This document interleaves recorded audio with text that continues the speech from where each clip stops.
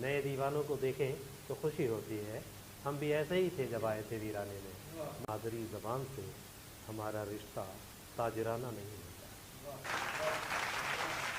माँ अगर रोटी पका के न दे सके तो हम माँ को छोड़ दें। मादरे वतन से हमें तकलीफ़ हो तो मादरे वतन के ख़िलाफ़ हो जाएंगे। नहीं नहीं नहीं, हो नहीं सकता। मादरी ज़बान, मादरे वतन और माँ, इनसे हमारा रिश्ता ताजराना नहीं है, इनसे हमारा रिश्ता जज्बाती है। तो वो उर्दू के साथ हमारा, अभी भाई खूबसूरत आवाज़ हम सुन रहे थे, तो सीढ़ियों से हम खालिद आज़मी के साथ आए यहाँ। यही जादू है उर्दू का, उर्दू के अल्फाज आपके कानों में खूबसूरत।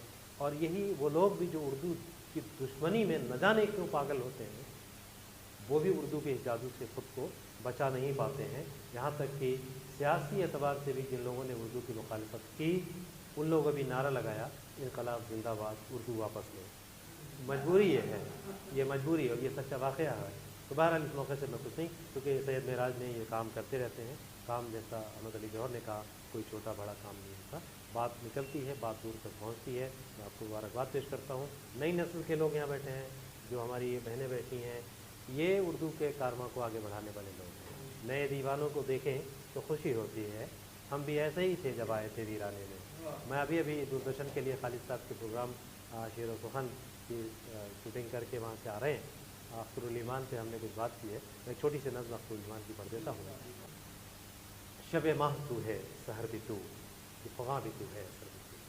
शब माह तू है सहर भी तू, कि फ़ग़ां भी तू है असर भी तू। ये तेरे बहार के दिन सही, ये तेरे निखार के दिन सही, न मिटा किसी को संभल संभल, सरे राह यूँ न बह के चल। कि ज़मीं पे रहते हैं और भी जिन्हें हुस्न से भी लगाव है, जिन्हें ज़िंदगी भी है।